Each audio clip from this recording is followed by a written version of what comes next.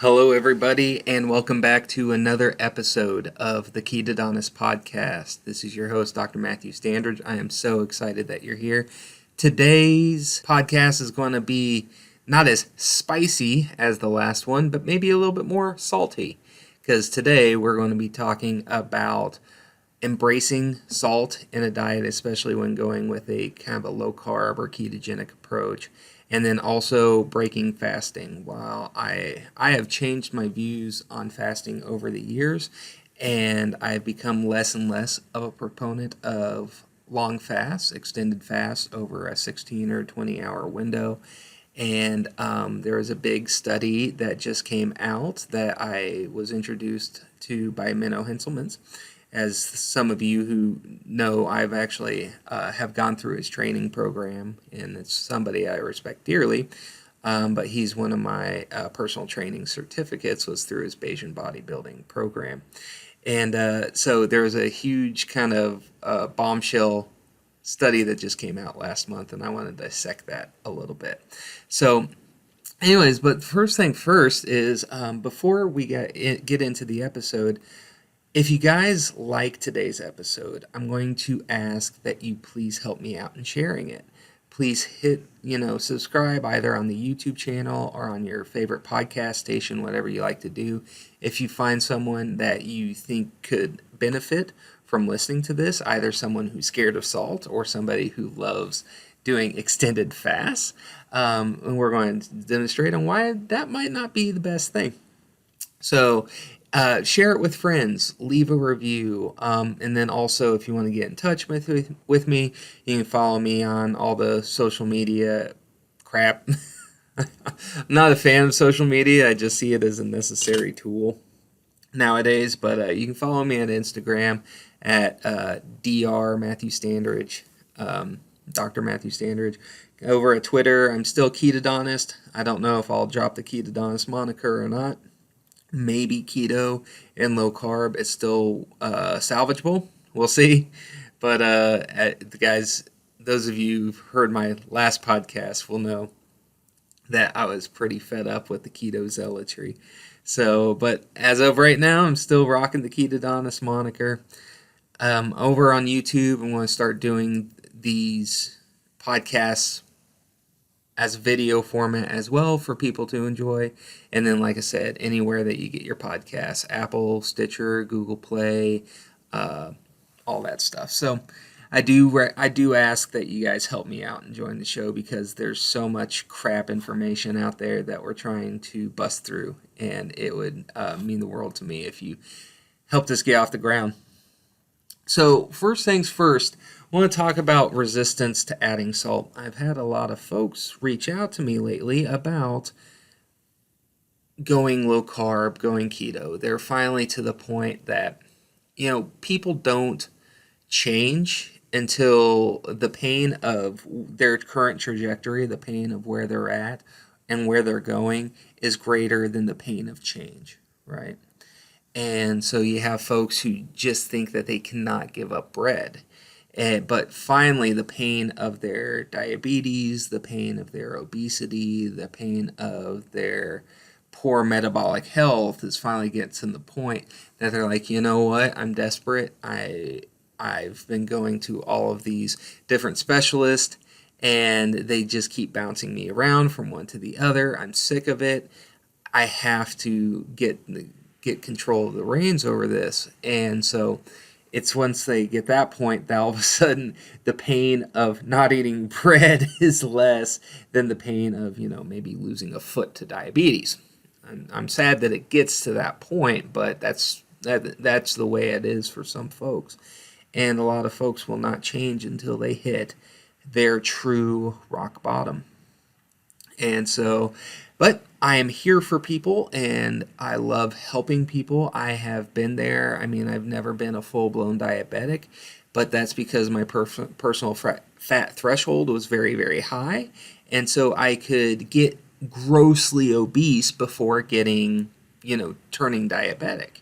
Some people aren't like that. Their personal fat threshold is very low. And so if they get to a certain point, they become insulin resistant. Whereas my genetics allowed for me to just pack on pound after pound after pound and still not have like a high A1C and stuff like that. But I definitely get the whole metabolic syndrome thing. I get the obesity. Your body just seems to want to hold on to fat. Seem very carb intolerant, and I get all of that. So I'd love to help people when I can. And then this conversation sprouted because I've been giving recommendations for folks. They ask me where to start, and I always kind of tell them the same thing. Focus on whole foods, get rid of your sugars, get rid of your processed grains, stuff like that. Stick to whole food nutrition. If your goal is to be ketogenic, we want to be under 20 net carbs per day, and I kind of explain net carbs, but I also give the caveat of still sticking with whole foods, because you don't want to get into all these keto treats and keto desserts and all that stuff where they use sugar alcohols to mask the net carb content and stuff like that. Just eat real food. And I tell people eat real food, and they're like, yeah, that makes total sense. That sounds healthy. I got that. Cool. And then the next thing, I'm like, give them actual foods to follow. Get plenty of meats. If your goal is weight loss, stick to kind of the leaner cuts of meat. Stick with eggs or egg whites, and really load up on green leafy or non-starchy vegetables. You can get a lot of good micronutrients. You can get some fiber, and without the carbs, and there's going to help keep your insulin levels in check. It's going to help keep your blood sugar in check and all that stuff. They hear that, and they're like, yeah, whole foods, lean meats, vegetables. I mean, that's except for like vegans and stuff like that, who would balk about that? That's another thing I tell folks is don't tell people you're going keto.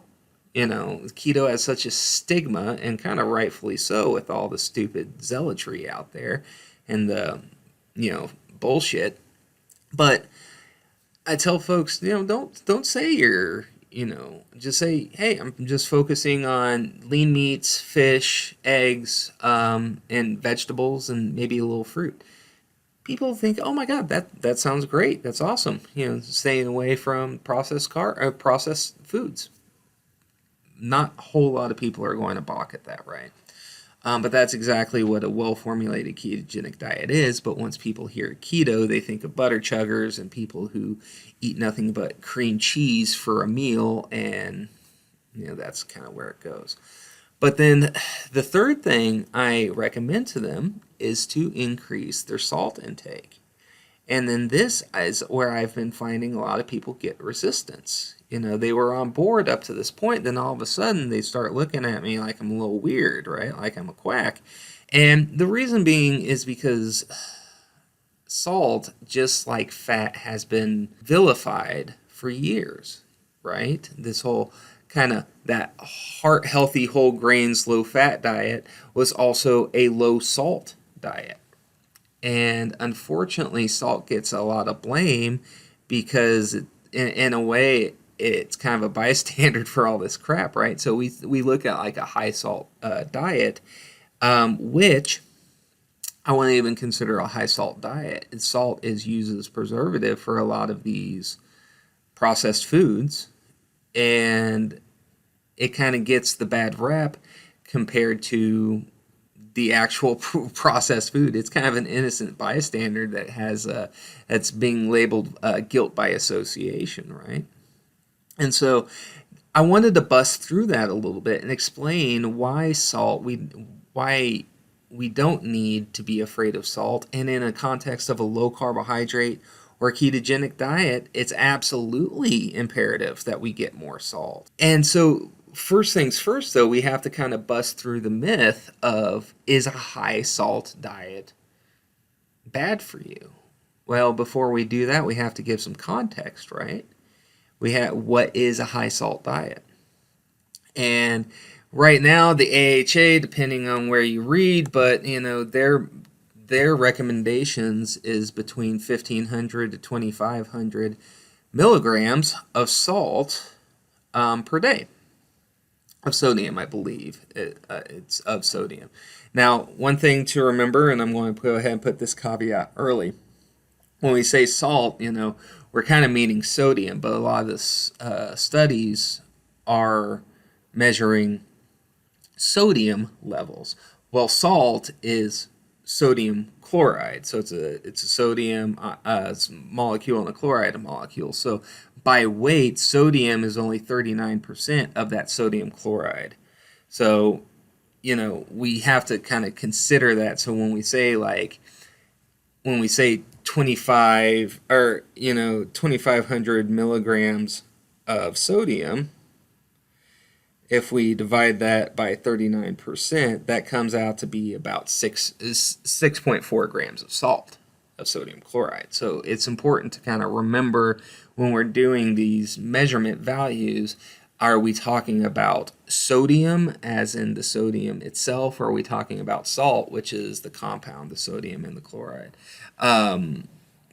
chlorine molecules together? So that's just something to keep in mind there. But there's actually, when we look at the data, when we look at the science, it really turns out that salt has been vilified unjustly. And you can even look at just science within the last 10 years that pretty well demonstrates that salt is not the bad guy here. And if you understand the physiology and the biochemistry, salt is imperative for a lot of things in our body. It has an involvement in a lot of molecular pathways. And so it's just kind of like, to me, it's kind of like the idea that cholesterol is bad, yet cholesterol is a building block for almost every cell in your body. The idea that eating cholesterol is terrible for you, yet it's a building block. Or protein, for example. Protein's another one. Amino acids are literally the building blocks for the body. And yet protein is, too much protein is going to kill you. Intuitively, that does not make a whole lot of sense, right? And then if we look into the diet, look into the literature, it doesn't make sense. The lipid hypothesis of heart disease is bunk and has been debunked. And same thing with high protein diets causing kidney failure. No, the science shows that high protein diets are not healthy and not unhealthy. It's all that it's if that protein was in the form of cheeseburgers and French fries, that's when this high protein is bad. It's not the protein itself, it's when it's combined with a standard American diet, and the same it's showing for salt as well. So one of the first studies that really kind of opened my eyes to this was released in JAMA in 2011. It was by O'Donnell et al., and it's called Urinary Sodium and Potassium Excretion and Risk of Cardiovascular Events. Now, some of you, if you guys are nerds like me, may have seen this study because it has a really interesting graph with it. And so what this study demonstrated was that there was a low salt zone on the graph where stroke, heart attack, and death were increased. And then if you compared that with moderate sodium excretion, there was an association between low sodium excretion and cardiovascular death, and also hospitalizations from coronary heart failure. And these findings really, it's like if you guys haven't seen the graph, it's like a J curve, or almost like a check mark, or like a Nike swoosh, right? It starts off high, high being the hazard ratio, or the likelihood of the cardiovascular incidents and hospitalizations and stuff like that. And then it starts off high with a low sodium levels, and then it goes down and kind of hits this sweet spot. So it's almost like a reverse bell curve, right? But anyways, it's ticking down, and then it hits like the sweet spot, this range where cardiovascular incidents were low, and then it goes up again.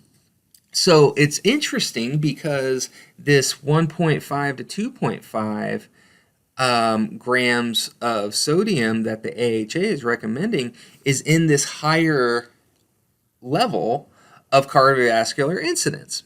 So that right there kind of demonstrates that there's a disconnect, right? And so, but if you compared the baseline sodium excretion to 4 to 6 grams per day, roughly, then that's where that was kind of where the sweet spot was at. Okay, and so compared with that moderate sodium excretion, that 4 to 6 grams, there was an association between low sodium excretion and cardiovascular deaths or hospitalization. And so, and that kind of goes with when they study different populations around the globe who are doing ad libitum, salt eating. We're about that 4 grams. Now, here's the thing, and I'll read the conclusions from the study here.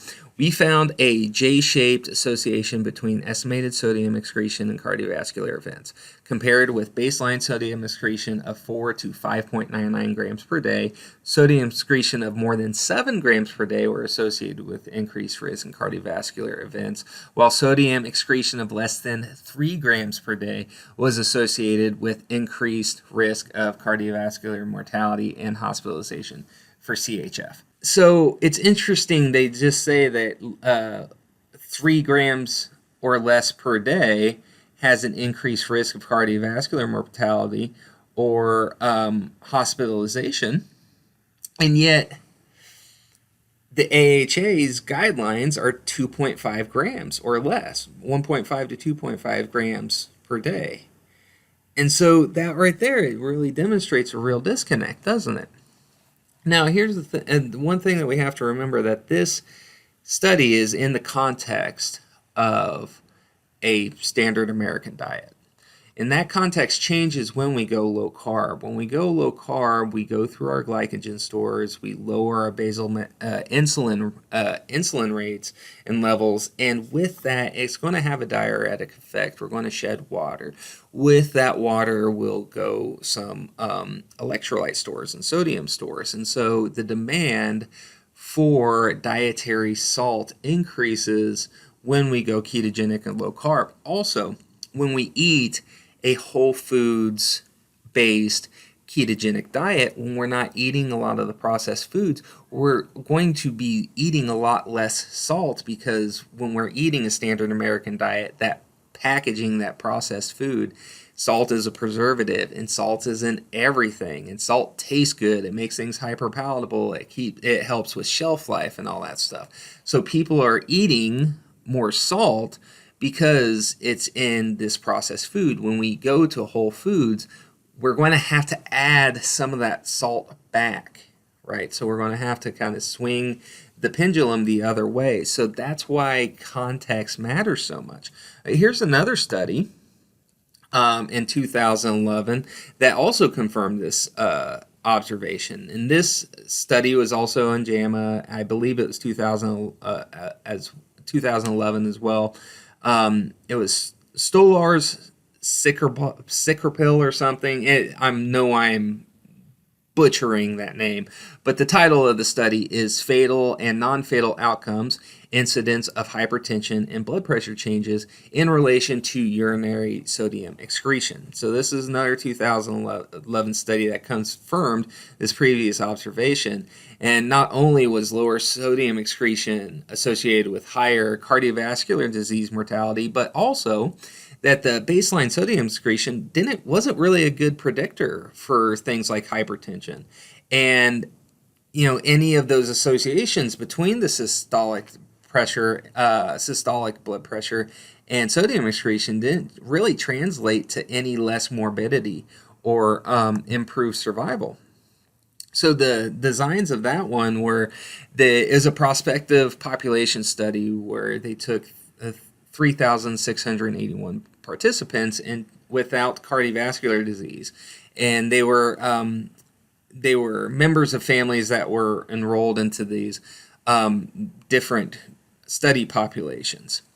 And we won't get into all of that, but it was a good sized studies. And then the conclusion in this population based cohort, systolic blood pressure but not diastolic pressure changes over time aligned with change in sodium excretion, but this association did not translate into a higher risk of hypertension or cardiovascular disease complications.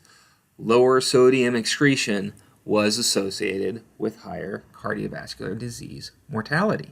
So I hope this is there's a lot more studies, and I'll go into more of them in later shows because it takes me a while to kind of unpack all of these. But there's a lot more where that came from. But this is just kind of showing you that salt isn't the bad guy, and everything's going to have context. So when we think about how much salt do we need, well, for sodium, that sweet spot's around that 5 grams.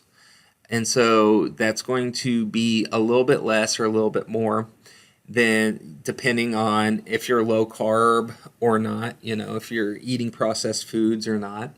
Those are things to be considerate of. How active you are, how much you're sweating. If you're sweating, and especially when I'm recording this, it's in the middle of July, it's hot, it's humid here in Kansas. And so you're going to have to potentially supplement with more electrolytes, namely sodium.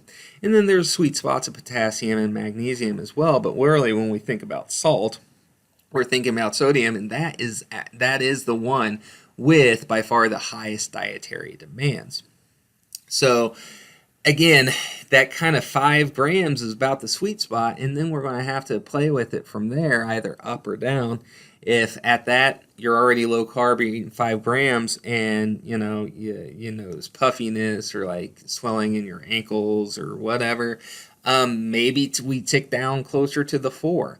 However, for a lot of people that I've coached, 5 grams ain't going to be enough. They need closer to 6, 7, 8, maybe even up to upwards of 10 grams of sodium.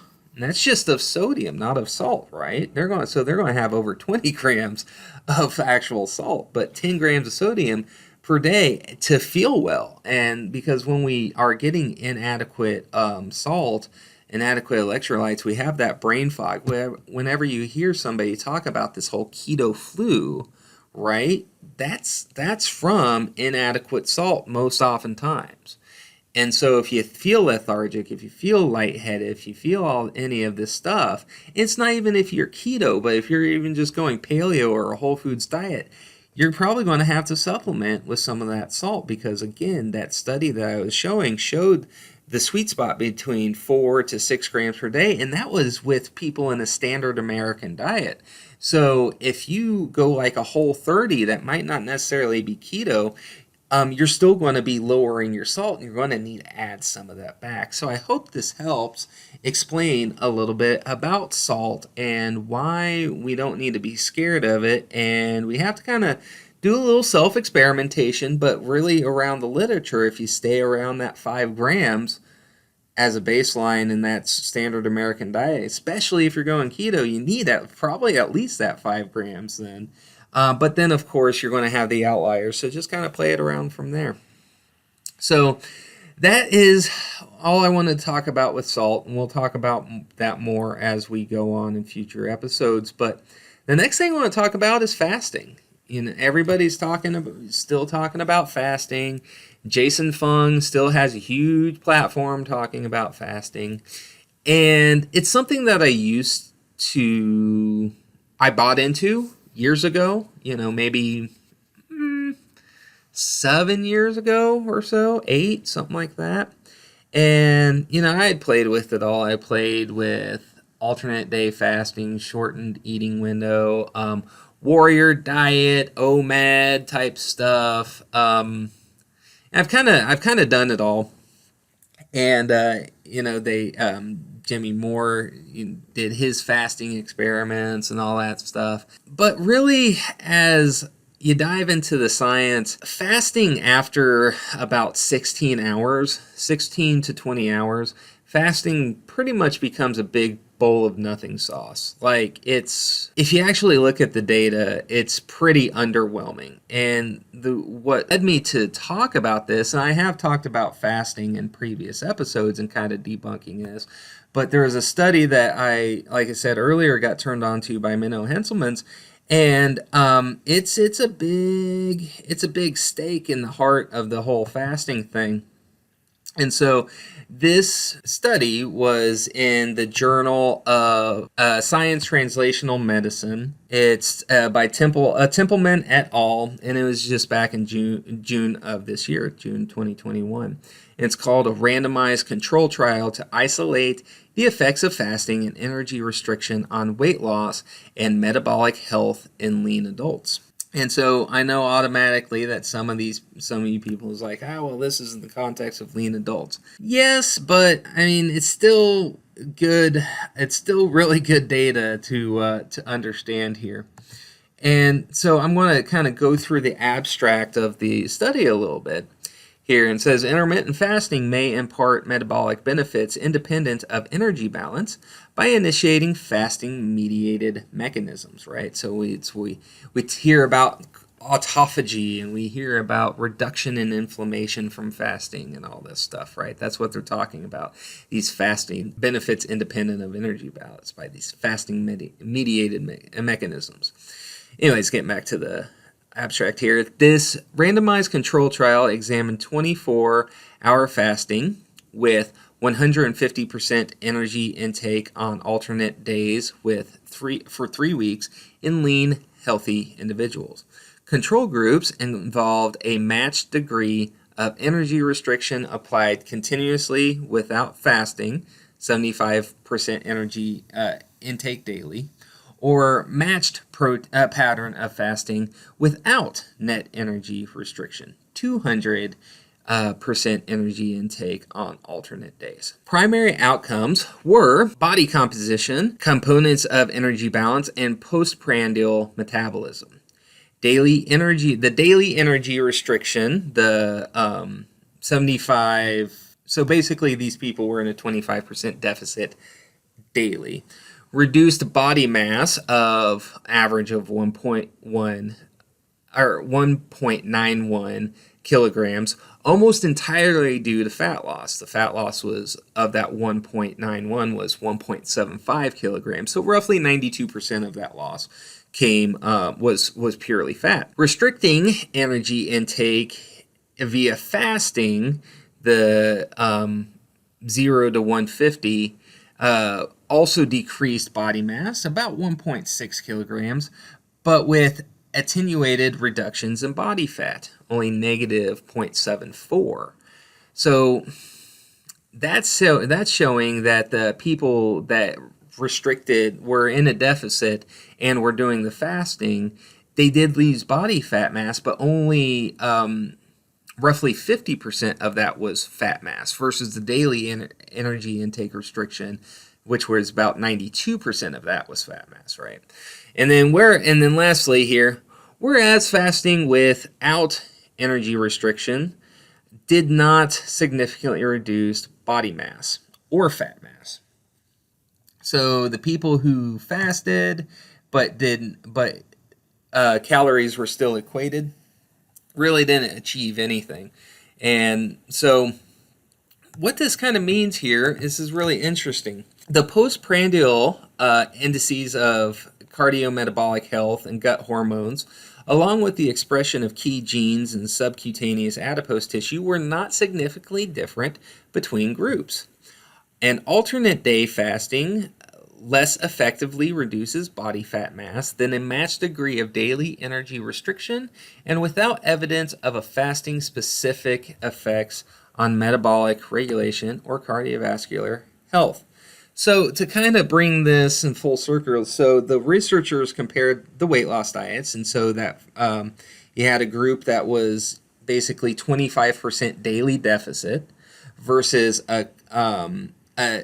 an alternate day fasting, where one day they'd have 0 calorie intake, but then with a 24-hour fast, and then 150% energy intake. So really between those two groups, calories were equated as just one group you had you were at a 25% deficit, and the other group you had alternate day fasting where every other day was 0 calories.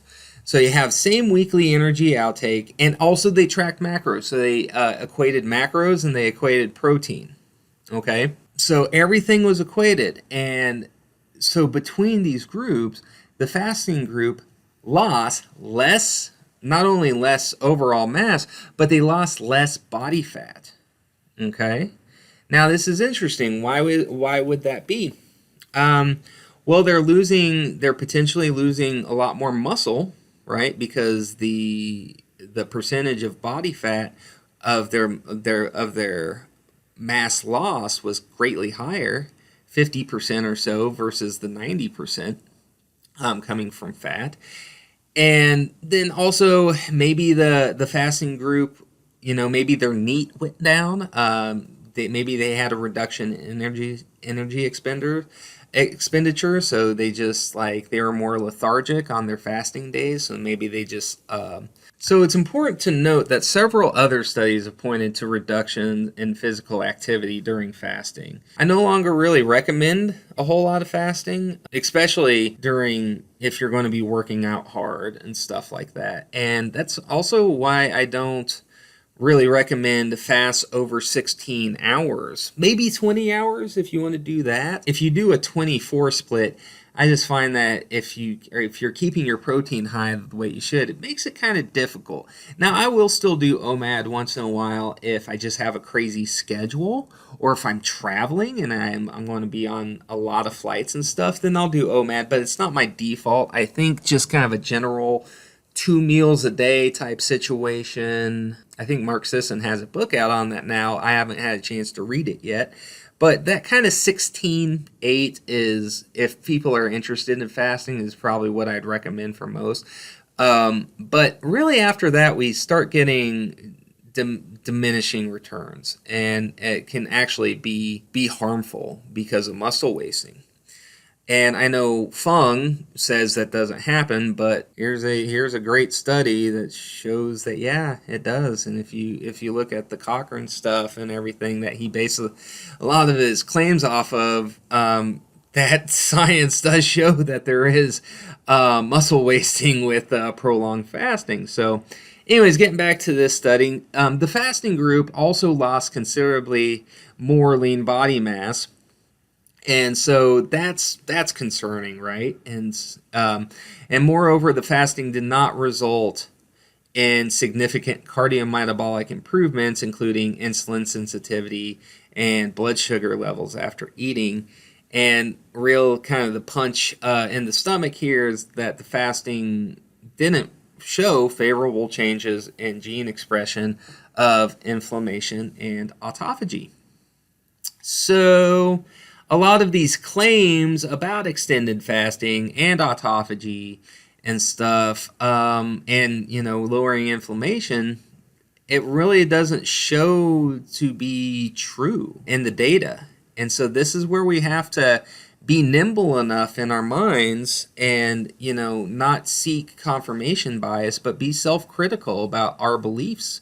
And I bought into the fasting thing years ago, and then as more science came out and as I just learned more, I just realized no, it's not really all that's cracked up to be. I think a person, as far as like reduction in inflammation, I don't think you need to fast too long. I think adopting a well-formulated low carbohydrate or ketogenic diet, getting rid of processed sugars, processed grains, becoming physically active and stuff, that's gonna tick the needle a lot more for most people than trying to do some crazy fast. And same thing for autophagy. Have a coffees and teas have shown to increase autophagy. Weightlifting has been shown to increase autophagy a lot more there's a lot more data showing resistance training showing positive effects of autophagy than there is fasting or low protein diets and stuff like that. So We're doing some more myth busting today.